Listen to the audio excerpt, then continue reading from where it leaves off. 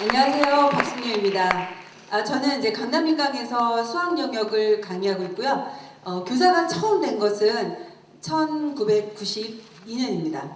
92년에 처음으로 이제 어떤 수원에 있는 한 고등학교에 시간 강사로 근무하게 됐었어요. 그래서 교사가 되고 싶다는 꿈을 가지고 했는데 그 다음에 자리가 안 나더라고요. 그래서 몇 년간 방황을 하다가 1996년에 이제 광명에 있는 진성고등학교라고 있거든요. 그 진성고등학교에 이제 2회, 그러니까 2기 때죠. 95년도에 개교했으니까 개교 2년 차에 진성고등학교에 들어갔고 거기에서 이제 10년간 근무하다가 2006년에는 그 용인에 좀 처인구 그러니까 좀 시골에 있어요. 용인에 있는 지금 현재 그 용인외고라고 들어보셨나요?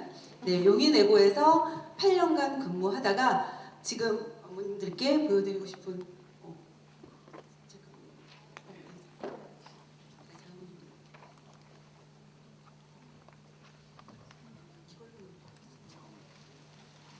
제가 좀 촌스러워서 예, 저는 이름이 좀 특이하거든요. 숙녀입니다. 그래서 어릴 적에도 굉장히 놀림 많이 받았어요. 그래서 할머니가 돼도 숙녀였는데 여전히 숙녀로 지내고 있습니다. 근데 저는 그래서 용인외고에서 근무하다가 작년 5월 1일자로 그 학교법인 충남 삼성학원에 올해 새로 개교한 충남 삼성고등학교로 옮기게 되었고요. 작년에 개교 준비를 하고 3월 1일자로 개교한 학교에 이제 교사가 됐습니다. 그래서 현재는 교사고요. 작년 이맘때는 교사가 아니었습니다. 그래서 잠시 회사원 체험을 좀 하다가 다시 교사가 됐는데 저희 학교는 지금 오늘이 뭐냐면 수업 마지막 날이고요. 다음 주 월요일, 화요일이 기말고사입니다. 아직 시험 보지 못했어요. 그리고 수요일 날 방학을 하게 되는데 오늘 이제 마지막 수업을 딱 하니까 학생들이 어떤 학생이 이제 질문을 이제 시험 공부하고 있었거든요. 그래서 질문을 딱 하면서 저한테 이걸 주더라고요. 편지를. 그래서 편지를 딱 읽으면서 자기가 중학교 때 수학 엄청나게 못했었대요. 그러니까 제가 지금 학교를 옮긴 다음에는 어떤 학생들을 가르치냐면 저희 학교에서 수학을 가장 못하는 반을 가르치고 있습니다. 그래서 가르치면서 굉장히 많은 충격을 받긴 했지만 가르치면 너무너무 즐거운 일들이 많아요. 왜냐하면 아이들이 중학교 때 전혀 이해하지 못했었는데 지금은 선생님 알겠다고 하면서 이렇게 새로운 세계를 느낀다고 그렇게 얘기하면서 할 때 너무 기뻤는데 오늘 편지를 쓴 학생도 저한테 선생님 너무 감사하다고 그러면서 3년 내내 함께 하자고 그러더라고요. 그래서 선생님은 좋아할지 모르지만 계속 함께 하고 싶다. 이런 얘기를 할 때 아, 내 교사가 정말 잘 됐구나. 이런 생각을 하는 하루였습니다. 저희 학교는 시골에 있어요.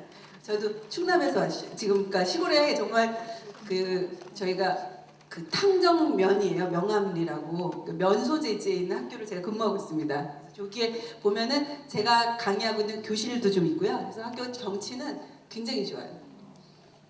근데 뭐가 없어요. 지금 보시면 이제 저쪽이 공장이에요. 삼성. 여러분들 그 휴대폰 액정 만드는 공장 있죠. 근데 거기서 만든 회사예요. 학교예요. 그러니까 여기가 이 동네가 학교가 없기 때문에 학교를 만들어준 겁니다. 이제 그 학교 학생들이 굉장히 멀리 다른 동네로 학교를 가고 있거든요. 그래서 만든 학교예요. 그럼 이제 여러분들 지금 보면 아까 보니까 중학생부터 고3까지 굉장히 다양하게 막 쫙 펼쳐져 있다. 저는 그러니까 당연히 아 고3 학생들이 오겠구나 이렇게 생각을 했었는데 뭐 중1, 중2, 중3, 고1, 고2, 고3 다 있는데 어차피 공부라는 것은 너도 나도 똑같아요. 뭐 고1이 공부하는 방법이 다르고 고3이 공부하는 방법이 다르진 않습니다. 근데 지금 만약에 여기서 아, 난 수학에 조금 자신감이 없다라고 생각하는 학생 손 들어보세요. 네, 조금밖에 없네요. 다 자신 있나 봐요. 근데 이제 제가 이렇게 밖에 나가서 뭐 하다가 예를 들어서 뭐 미용실이나 이런 데 가서 무슨 얘기 하다가 교사라는 게 밝혀지면 나보고 무슨 과목을 가르치세요? 그래요. 그래서 수학이요. 그러면은 대부분 지금까지 만난 사람들 대부분이 뭐라 했냐면 저는 수학을 제일 싫어했었어요. 이 말을 대부분 하시대요. 어른들도. 그러니까 수학이라는 과목이 왜 이렇게 어려운 과목일까? 라고 생각해 보면 사실 저는 이제 딸만 둘이 있어요. 딸이 엄마인데 그 지금 큰 딸은 중3이에요. 중3이고 이제 작은 애가 제가 늦둥이를 낳아서 지금 초등학교 1학년 이렇게 두 딸을 키우고 있습니다. 근데 그 가르치면서 드는 생각이 뭐냐면 가끔 이제 시험 보기 전에 이렇게 봐주기도 하거든요. 근데 뭐 우라가 치미는 거예요. 왜냐면 내용을 정확히 모르고 있더라고요. 그래서 우리 학생들이 왜 수학이 재미없나라고 한다면 개념이 중요하다는 얘기 많이 들어봤죠. 근데 개념을 몰라요. 그러니까 개념을 모르고 문제를 풀면 되는 줄 아는 것 같아요. 그래서 이번에 제가 특별히 저희가 수학을 못하는 학생들을 가르치면서 느낀 것이 개념을 알려주니까 되는구나. 그래서 3월, 6월, 9일 같은 경우는 이제 모의고사를 봤었거든요. 근데 아이들이 모의고사를 보고 저한테 뭐라고 했냐면 선생님 되게 신기해요. 내용을 알고 나니까 풀 수 있는 문제가 생겼어요. 이렇게 말을 하더라고요. 그러니까 개념만으로도 상당히 많은 문제를 풀 수 있는데 개념을 정확히 알지 못해서 문제를 그럼 못 푸는 경우가 많이 있습니다. 그럼 6월 모평에 대해서만 일단 간단하게, 그러니까 학년이 낮아도 어차피 공부하는 목표는 수능을 잘 보려고 공부하는 거잖아요. 그러면 수능이라는 것은 어떤 것이냐? 모평은 수능과 출제 경향이 똑같습니다. 역시 마찬가지죠. 70% 연계가 됐다. 수학이 30문제입니다. 그러니까 3, 7에 21, 21문제가 EBS 교재에서 나옵니다. 연계돼서. 완전 똑같은 건 아니에요. 좀 이따 제가 하나 보여드릴게요. 그러니까 지금 뭐 이번에 6월 모평 같은 경우는 엄청 쉬웠어요. 그래서 등급을 보시면 1등급이 한 문제 틀리면 4점짜리 한 문제 틀리면 거기까지만 1등급입니다. 그러니까 전체적으로 점수가 올라갔어요. 수학은 이런 말을 합니다. 포기만 안 하면 몇 등급이게요? 5등급이에요. 그냥 공부 많이 안 해도 포기만 안 하면 5등급이에요. 포기만 안 하면. 그러니까 중간을 가기에는 포기만 안 하니까 그 이하가 수포자들이 많이 있다는 얘기죠. 그러니까 포기만 안 하면 여러분들 5등급 맞을 수 있는데요. 사실 5등급 목표는 아니잖아요. 그럼 지금 보면 1등급을 받기 위해서는 한 문제까지, 2등급을 받기 위해서는 88점이라면 한 3문제, 그 정도까지만 틀리는 것이 허락이 되는구나 이렇게 생각이 드는데, 지금 보시면 연계를 한다라는 것은 이런 방법이에요. 그러니까 문항을 축소하고 확대하고 변형하고 개념을 활용하고 자료의 상황을 이용하는데, 이제 감이 안 오실까봐 한 문제 보여드립니다. 이게 A형, B형에 나왔던 1차 변환에 관한 문제인데요. 이것이 수능 특강 22쪽 확인 유제 5번에 나온 문제예요. 지금 보시면 원점을 중심으로 세타만큼 회전 변환한다라는 문제가 있는데, 이것이 어떤 식으로 변형되는지 한번 보여드릴게요. 이렇게. 역시 뭐예요? 세타만큼 회전 변환하는데 약간 함수가 도형이 달라지는 겁니다. 이런 식으로 우리가 연계가 되고 있다라는 건데, 학생들은 이렇게 얘기합니다. 연계됐다 그러면 안 믿어요. 저게 왜 연계지? 그러니까 숫자만 바뀌어도 연계가 아닌 것처럼 느끼더라고요. 그것은 개념에 대한 공부가 전혀 잘 돼 있지 않기 때문에 숫자만 바뀌어도 다른 문제로 해석을 하는 거예요. 그래서 딱 똑같은 문제가 나왔을 때만 풀 수 있는 그런 학생들도 많이 있더라고요. 그럼 연계 교재가 엄청 많으냐? 딱 2종류밖에 없습니다. 수능 특강, 수능 완성. 그런데 여러분들 문과와 이과가 있잖아요. 현재 보면 고3을 대상으로 본다면 문과 학생들은 2과목이에요. 그래서 수원과 미적분과 통계기본. 그 다음에 이과 학생들은 4과목인데요. 수원, 수투, 적분과 통계, 기하, 벡터. 이렇게 4과목으로 돼 있으니까 문과 학생들은 몇 권이겠습니까? 책이? 4권. 이과 학생들은요? 8권이 됩니다. 그러니까 이 4권과 8권을 공부하는 것이 쉬운 일일까 생각하면 그렇게 쉬운 일도 아닙니다. 그러면 우리가 이제 중요한 건 뭐예요? 그럼 쉬운 일이 아니에요. 근데 어떻게 공부해야 지금의 성적에서 오를 수 있을까? 여러분들 그거 들어봤어요? 에빙하우스의 망각곡선. 들어봤죠? 근데 정말 신기한 것 같아요. 저도 어느 날 이렇게 라디오를 들으면서 운전하고 약속 장소를 막 가고 있었어요. 근데 라디오에서 엄청 재밌는 얘기가 나오는 거예요. 그래서 막 배꼽을 잡고 까딱까딱 웃으면서 그래 이거야. 바로 내 친구들을 만났을 때 이 얘기를 해주는 거야. 그럼 나는 오늘 빵 터뜨릴 수 있어. 이런 결심을 하고 막 외우면서 갔거든요. 그래서 자리에 딱 앉아서 해주려고요. 야, 내가 재밌는 얘기 해줄게. 딱 했는데 단 한 단어도 생각이 나지 않았어요. 이게 뭔가요, 도대체? 근데 저는 학교에서 이런 경험을 했습니다. 그러니까 수업을 막 하는데 학생들이 좀 오개념을 가질 만한 그런 개념도 있거든요. 그래서 설명을 딱 했더니 정말 거짓말 안 보태고 한 반 전체가 다 틀렸어요. 그 문제를. 그 내용을. 그러니까 작은 애들도 막 당황을 하는 거예요. 어떡해? 이러면서 그 교과서의 교재예요. 엄청 필기를 열심히 하니까 막 빨간색, 파란색, 형광펜 막 열심히 쓰더라고요. 그러고 나서 한 2주가 흘렀어요. 수업을 또 하다 보니까 그 내용이 다시 나온 거예요. 그래서 제가 물어봤죠. 얘들아 이거 기억나니? 딱 그랬더니 애들의 표정. 선생님 안 가르쳐주셨어요. 그래서 제가 아니요 나 분명히 가르쳐줬어 그랬더니 그럴 리가 없대요. 그래서 제가 얘들아 몇 페이지 한번 펴볼까? 그랬더니 쫙 펴더니 이거 누가 쓴 거지? 이런 반응이더라고요. 그러니까 결국 뭐냐면 문제를 풀었어요. 그리고 그때 분명히 틀려서 충격을 받았다면 영원히 기억이 날 것만 같은데 그 충격받은 것도 기억이 안 난다는 거예요. 그럼 여러분들 만약에 지금 고3이라면 고2 때 풀었던 문제집을 한번 펼쳐서 틀린 문제를 다시 한번 풀어보세요.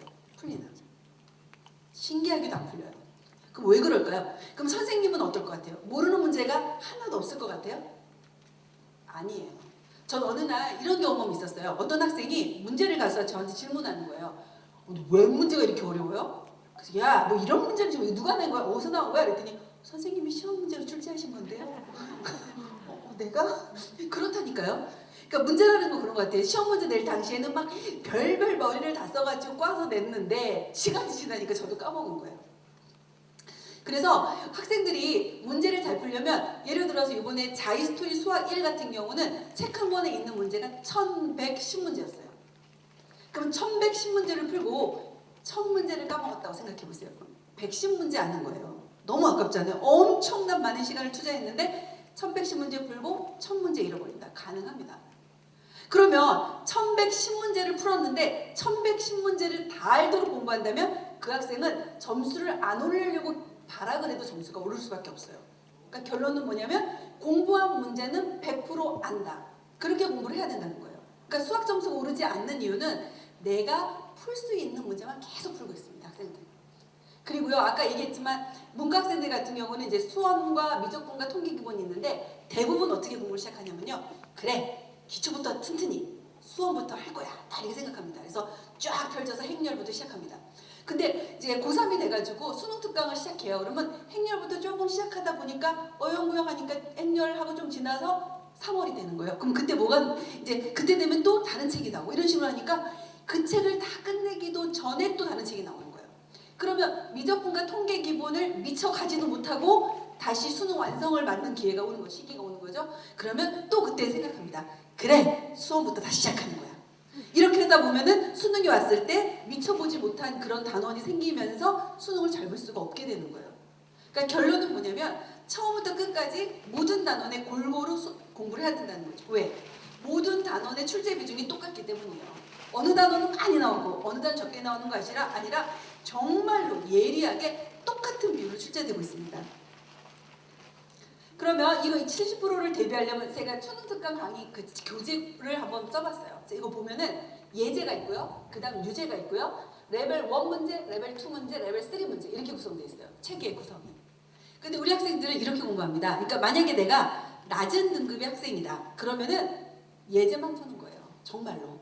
다른 거 다 마음을 접고 책 처음부터 끝까지 예제만 푸는 거예요. 그래서 예제를 다 풀고 끝까지 갔으면 그 다음 돌아와서 예제 중에 내가 몰랐던 문제가 또 있을 거 아닙니까? 100% 아는 건 아니잖아요. 그러니까 채점해보고 몰랐던 문제는 잘 체크했다가 그것을 다시 한번 복습하는 거예요.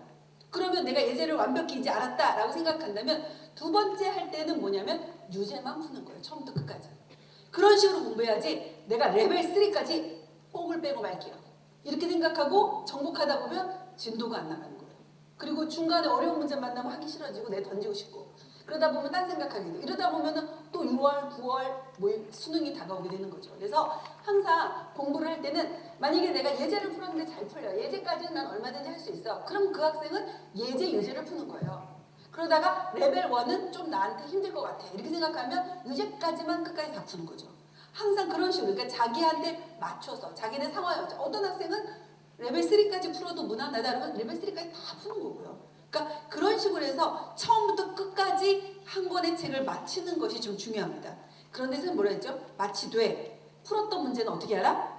100%다 알도록 하라. 제가 왜 이런 말 하냐면 저 보면 공부 잘하게 생겼잖아요. 그런 거 같죠. 근데 저는 그러니까 저희 딸을 보면서 많이 느낍니다. 어쩜 이렇게 비슷할까? 정말 저 중학교 때고 고등학교 때고 막 거의 폐업하다시피 놀았거든요. 그러니까 시험 때만 막 벼락치기 하고 막 그렇게 공부했는데 저희 아이도 그러는 거예요. 그래서 내가 걔한테는 그러죠. 그러면 안 된다고. 미리미리 준비해야지. 그러면서 어떡하지? 나도 그랬는데? 막 이런 생각을 하는 거예요. 그러니까 성적이 안 나와도 사실은 할 말이 없더라고요. 근데 제가 고3이 되었을 때 정신을 번쩍 차린 거예요. 실컷 놀고 엄청나게 성적이 떨어졌었는데 고3 초에 이제 담임 선생님과 이렇게 면담을 하잖아요. 번호 순서대로. 제가 16번인가 그랬는데 면담을 딱 갔더니 담임 선생님이 저에게 첫 마디가 이거였어요. 지금도 기억나요. 박승영, 너 대학 갈 거니? 이러는 거예요. 그래서 내가 선생님 무슨 말씀하세요? 당연하죠. 그랬더니 너무 뻔뻔하구나 이러는 거예요. 그래서 왜요? 그랬더니 너의 성적을 좀 보렴. 생각해보니까 좀 너무하더라고요. 왜냐면 저희가 이제 제가 학교 다닐 때 한 반에 한 63명이었어요. 저희 반이. 여고였는데 그때는 좀 과밀학급이었죠. 그 중에 제 뒤에 몇 명 없었어요. 솔직히 고백하면. 저도 깜짝 놀랐어요. 제가 그렇게까지 성적이 떨어지는지 몰랐거든요. 안 되겠구나. 내가 대학에 가서 하고 싶은 게 얼마나 많은데 청춘 사업도 하고 싶고 뭐 캠퍼스 잔디에서 막 그런 막 여러 가지 막 하고 싶었던 막 영화 보면 나오는 그런 장면들도 연출하고 싶고 막 이랬는데 대학을 못 간다면 안 되겠구나 이런 생각이 번뜩 들길래 그날부터 정말 머리에 띠를 두르고 열심히 공부했어요. 그래서 제 짝이 때마침 전교 1등이었던 거예요. 그래서 걔가 무슨 책을 가지고 공부하나 이렇게 딱 보고 저 똑같은 책 사고 막 이렇게 해서 공부를 했는데 정말 그때부터 저는 학력고사 세대인데 학력고사 보는 그날까지 정말 단 하루도 쉬지 않고 공부를 했어요. 그랬더니 성적이 수직 상승하더라고요. 그래서 대학을 갔어요. 놀랍게도. 근데 그게 뭐냐면 어떤 원리 지금 말씀하셨을 때 저는 어떻게 했냐면 문제를 일주일 단위로 공부를 해요. 그러니까 일주일에 7일이면 6일 동안 진도를 계속 나가요. 나가고 마지막 7일째는 다시 처음으로 돌아와서 틀렸던 문제, 몰랐던 문제를 복습해요. 근데 복습할 때도 뭐냐면 보자마자 첫 푼 문제를 제외하고는 다음에 또 복습하려고 표시를 해놔요. 이게 무슨 얘기냐면 여러분 퀴즈 한번 낼까요? 2 더하기 3 얼마? 바로 이거예요. 수학은 이렇게 풀어야 되는 거예요. 그러니까 내가 이 문제를 풀었다 그 얘기는 뭐냐면 보자마자 알 수 있어서 풀었다가 푼 거지 머리를 막 쥐어 뜯으면서 30분씩 고민했더니 풀었다 이렇게 푼 것이 아닙니다. 그런 문제는 반드시 다시 복습해야 돼요. 왜냐면 100분에 30문제를 풀어야 되거든요. 그러려면 하나 문제당 3분씩 주어지는 거예요. 3분 동안 척척척 풀기 위해서는 내가 아는 문제가 다 나와야 되는 거죠. 시험 문제.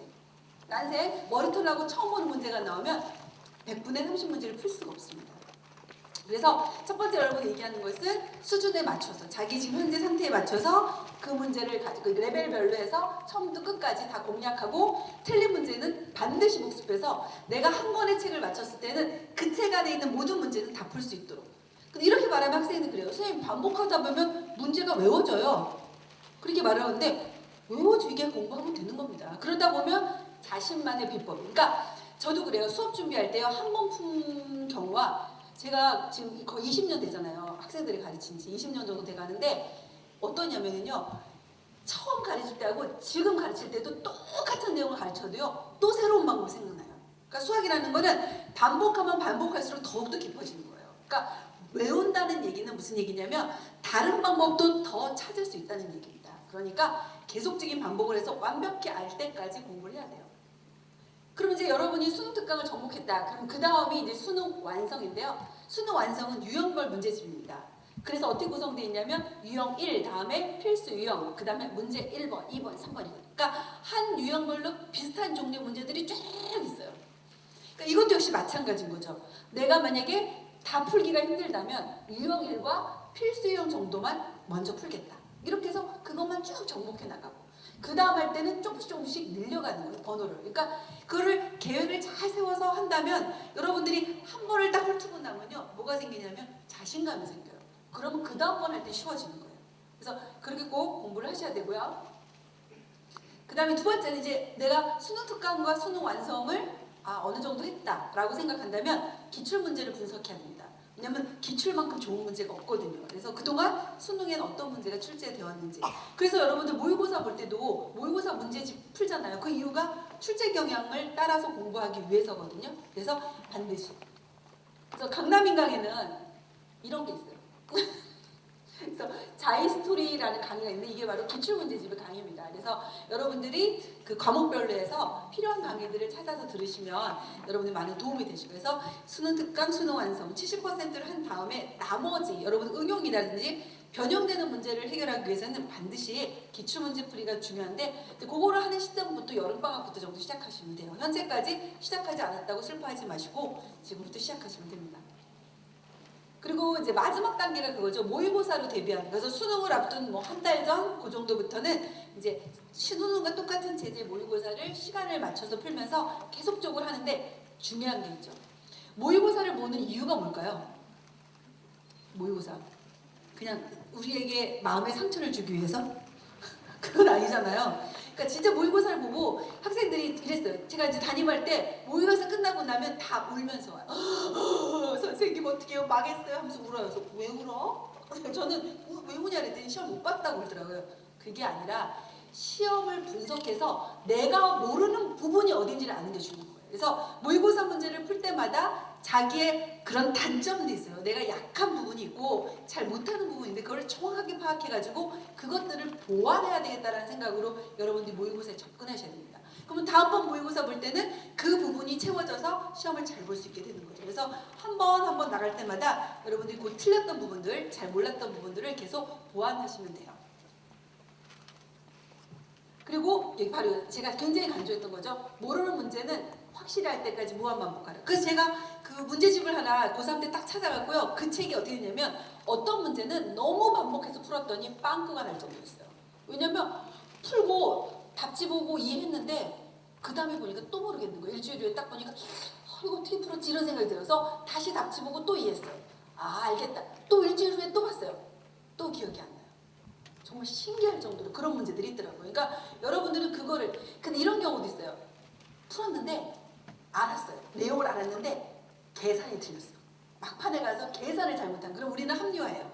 내가 계산 틀린 거니까 이건 괜찮아. 맞은 거야. 아닙니다. 같은 실수는 계속 반복하게 돼 있어요. 그러니까 계산이 틀린 것도 과감하게 그으세요. 그래서 계산 틀린 것조차도 반드시 복습한다. 이렇게 생각을 해서 꼼꼼하게 잘 다뤄주셔야 돼요. 제가 이제 학교를 좀 여러 군데 옮겨 다녔잖아요. 뭐 메뚜기는 아니에요. 뭐 그냥 제가 있으면서 좀 더 이렇게 도전하고 싶다 이런 생각을 한 거고요. EBS 강의는 언제부터 했냐면 2002년 월드컵이 열리는 그 해에 오디션을 보고 합격을 했어요. 그래서 2002년부터 지금 현재까지 하고 있고요. 지금 현재는 EBS 수능 특강 강의를 했었어요. 접근과 통계라는 강의를. 그래서 제가 이제 어머님도 지금 깜짝 놀라신 것 같아요. 되게 동안이죠. 제가 지금 제가 근무한 학교에서 교장 선생님을 제외하고 제가 나이가 제일 많아요. 그래서 그렇다는 거. 근데 젊음을 유지하는 비결이 뭘까라고 하면 학생들과 함께하기 때문인 것 같아요. 어린애가 있다는 것도 굉장히 그래서 모르는 문제가 있다면 확실히 할 때까지 진짜 무한 반복하고 확실히 내 것으로 만들자. 이게 뭐냐면 얼마 전에 이제 저희가 저스트 매스라고 한 프로그램이에요. 그래서 그 수학과 교실 앞에 있는 복도에서 학생들을 모아서 공부를 하겠어요. 그리고 모르는 문제가 있으면 질문을 해라. 근데 참 저 모습을 보면서 참 예쁘다. 이런 생각을 많이 했어요. 그래서 여기 보시면 선생님이 전 아니에요. 젊은 여선생님이 학생들의 질문을 받고 있는 이런 모습인데 이걸 왜 갖고 왔냐면 모르는 게 있을 때 그러니까 저한테 이 편지 쓴 학생은 저한테 뭐랬냐면 정말 시시콜콜한 거 뭐 가르쳐준 거 또 물어보고 또 물어봐도 선생님이 끝까지 알려줘 너무 감사하다. 그래서 자기가 많은 것을 알게 됐다. 이렇게 고맙다는 얘기를 했거든요. 학교에 있는 선생님들도 마찬가지인 거예요. 질문하러 오면 되게 기쁘더라고요. 아 얘네가 정말 열심히 하는구나. 그래서 여러분들이 학교에서 특히 선생님들에게 질문을 많이 하셔야 실력이 향상 돼요. 그리고 질문을 많이 하다 보면 어떻게 하냐면 정이 쌓여요. 그러니까 저도 질문을 하러 많이 오는 학생과 친해지더라고요. 그러면 한마디라도 더 따뜻하게 해주고 또 그런 힘들 때 또 힘이 되는 그런 선생님이 될 수 있잖아요. 그런 관계도 맺어주면 여러분 굉장히 도움이 되니까 많은 질문을 하라 이런 뜻이죠. 그래서 이 시점에서 여러분에게 가장 중요한 건 뭘까? 제가 그랬잖아요. 너 대학 못 가. 그랬을 때 제가 그랬죠. 정말요? 이렇게 말하는 게 뭐냐면 단 한 번도 정말 대학을 못 간다는 생각 해본 적이 없어요. 참 긍정적이죠. 네. 그래서 이렇게 할 수 있다는 긍정적인 마음, 그런 마음을 일단 갖고 있어야 돼요. 안 될 거야, 안 될 거야 이러면 정말 안 돼요. 돼 이렇게 생각하고 노력하면 여러분 할 수 있어요. 두 번째는 많이 들어봤죠. 열공, 열심히 공부해라. 그 다음에 죽공, 죽도록 공부 이렇게 거의 막 그런 뜻이고요. 닥공, 닥치고 공부해라. 근데 요새 좀 하나가 생겼는데 뭐게요? 맞아요. 뭐 없어졌어요. 바로 뭐냐면 광공이래요. 미쳐서 공부하래요. 그래서 정말로 저는 그 학생들을 많이 지도하면서 이제 오랜 그 교직 경험 속에서 깨달은 게 뭐냐면 이런 학생이 있어요. 엄청나게 열심히 공부하는데 수능을 망한 학생. 정말 가슴이 아플 정도로 수능을 망했어요. 엄청 열심히 했는데 수능 망했는데 대학을 잘 가요. 신기해요 진짜. 그러니까 열심히 하면 뒤로 자빠져도 길이 생기더라고요. 저는 그런 경험을 너무 많이 봤어요. 그래서 어떤 학생들 있잖아요. 정말 눈물겹게 열심히 공부한 학생이 있으면 넌 잘 될 거야. 반드시 잘 돼. 근데 진짜 잘 돼. 자기가 원하는 데 가요. 그리고 어떤 학생 이런 학생이 있었어요. 고1 때 수학 성적이 너무 나빴어요. 막 보면은 그냥 양가 막 양갓집 도련님이셨는데 고2 때 이제 저를 만나면서 저랑 되게 친해지면서 수학에 흥미를 갖기 시작했어요. 근데 걔가 이제 문과 학생이었는데 그때 당시 이 학생이 수능이 80점 만점일 때였어요, 수학이.